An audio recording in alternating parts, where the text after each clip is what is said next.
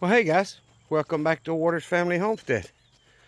Well, I usually show y'all when I get all the grass cut.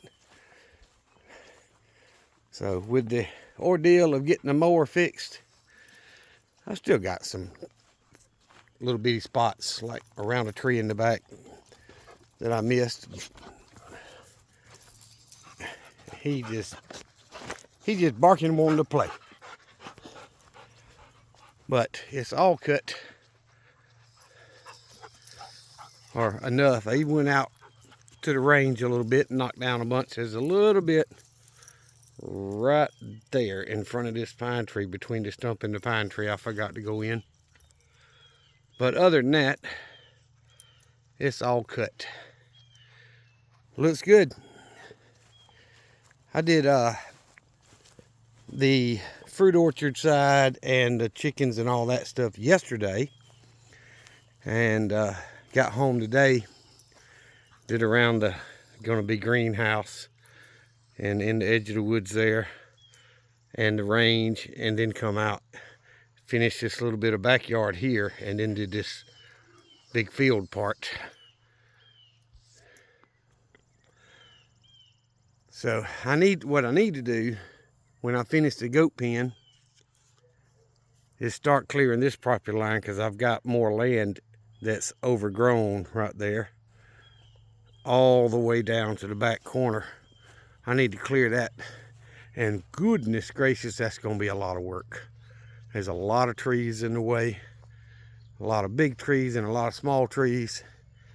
So anywho, that's not a project for any time soon. There's plenty of other things to do, but it actually looks pretty good. I just forgot that one little spot right there, and it's irritating me. I'll probably go get on the mower and go pick that limb up and go. That's the reason I missed it. There's a pine limb that fell there and in the way. So I'll probably pick that limb up and go get on the mower. I don't know, but I'm happy with it. It won't be long, and I'm probably going to start tearing the old camper apart to on the inside to redo it and seal that roof where it started leaking around one of the vents. And it leaked down the cabinets, and from the cabinet down the front wall, messed the paneling up. But either way, need to get the weed eater back out. But y'all know I hate weed eating. I still got to pick these boards up and do something with this mower. But it's done. Go take a look at the chickens. So I told y'all I was going to leave the Wyandottes and the Blue Orpingtons locked up here in the turkeys for several days to make them use the nesting box. Well, what I ended up doing was I took the Wyandottes and put them in with the Rhode Island Reds, and they've been locked up for a couple of days now, and no fighting. They seem to be getting along okay. The Blue Orpingtons I left in here, and that's what that's going to do. Is I know the Rhode Island Reds lay every day, so that's going to tell me which are pulling their weight. And so far, out of 6 Blue Orpingtons, I've only gotten 3 eggs at once. It's only been 2 days, so today be the second day. It's also telling me which ones aren't laying in the nesting box. I'm not going to open it up because I don't want to fight them. I got to fill the feeder up and all in a little bit. But there's a turkey egg on the ground right there. There's a chicken egg on the ground behind Junior. And at least 1 egg in the nesting box. So that tells me who's not laying in the nesting box, at least for now. All the baby chicks are doing well. Little mama hen is starting to look a lot better. Her head's all dried up now, which means it's healing.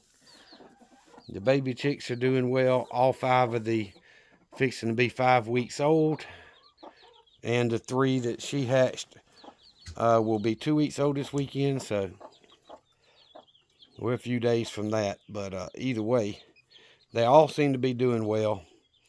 The wire mesh I put around the bottom of the feeder, I raised it up just a little bit, help stop some of that straw and all from getting in it. They can all still reach it, but they seem to be doing really good, and they're not getting near as much of the mess in their feeder. Now, as far as the Wyandottes and the Rhode Island Reds, every egg is in a nesting box. All of them in one and then one in another. So I've got to fill their feeder up today as well. Now there's more in this pen. 7 Wyandottes and 6 Rhode Island Reds. Well, 5 in one barnyard mix, which is mostly Rhode Island Red. And then Sioux. So 7 and 7 is 14 back here. And when this hen gets done with the baby chicks, she'll come back in here. That'll be 15 back here. And it lightens the load on the grass in here. So I walked it earlier looking to see if any sprigs of grass have come through, not the grass trimmings that blew in when I cut. And I found just a few that's popped up. So I'm going to give it a few more days. It's not going to hurt them. There's not that many in there. It's not going to hurt them to stay in the pen for a few days and learn they need to lay their egg in that nesting box. And we give this grass a chance to pop up. Of course, I'm not finding any while I'm walking, talking to y'all.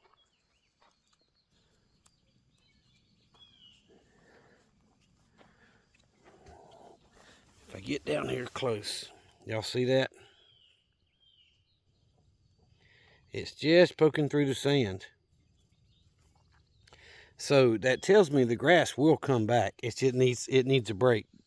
Need to get that heavy load of chickens off of it to give it a chance. And there's a little bit more right there. So to give it a chance to pop back up, and that'll, if the grass is thick enough, it won't get real muddy when it rains, but there's some more popping up right here. So the grass will come back, at least some of it will.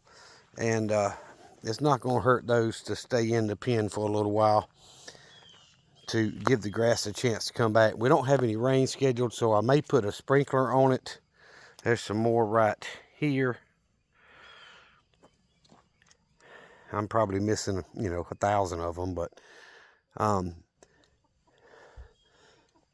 it won't hurt to leave them locked up and give this grass a chance to, and turn the sprinkler on it and get it good and wet again and see if it'll go ahead and pop back up. But that's the plan anyway. I've still got some weed eating to do, like right here at the corner of the building in the swing.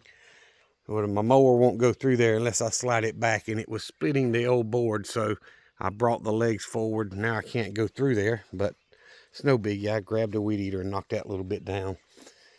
Still want to redo the grandkids play area. So there's a lot of projects left to do. But the blueberries and the peaches are all doing phenomenal. I did cut 3 or 4 little limbs off of mainly this tree.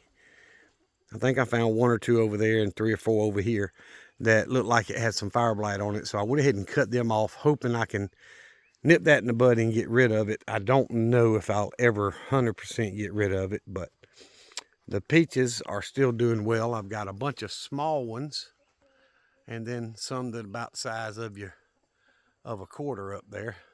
A little bigger than a quarter. If you go long ways, they're about like a silver dollar, but still. On that tree and the ones back here that we're walking to, looks good when it's cut, y'all. And that's the garden area, you can tell. That's all the garden area. I just haven't planted this year. I'm probably not going to plant this year. I got too many other projects going on to be tied up working in the garden every day. But the scuppling vine is starting to grow, and I weaved it through the fence a little bit more yesterday. But it's growing. I'm hoping it'll continue to grow.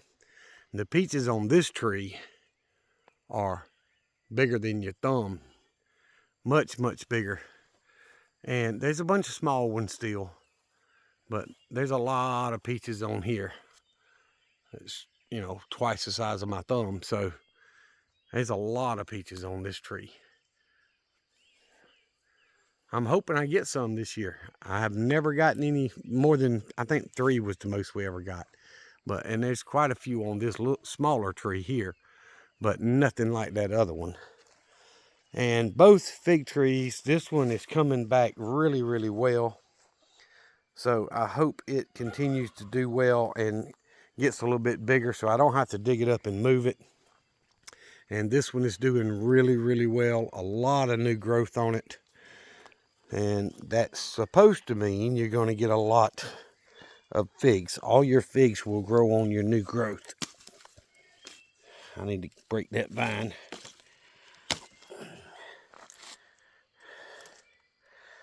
Before it chokes my tree out. Pull the weeds around, it's what I need to do. But I'll probably cut all them low lying ones off because I don't want it to get wider at the base. I want it to grow up. But there's a lot of new growth on this tree since I pruned it back so hard. So hopefully I'll get some figs on this thing this year. The apple tree's got quite a few leaves that's come out on it. This thing's 15 feet tall, y'all, to the top.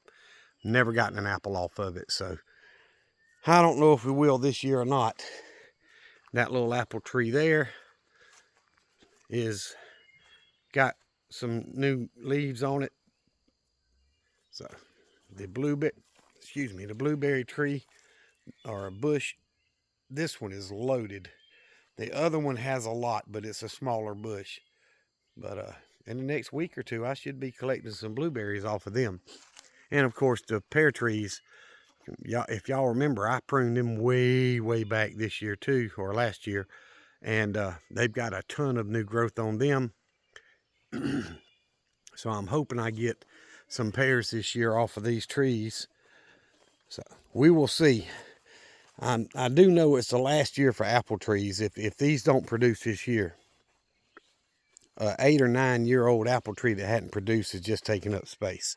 So when I started clearing this fence row with the tractor, I started taking some of the excess dirt and making a pile.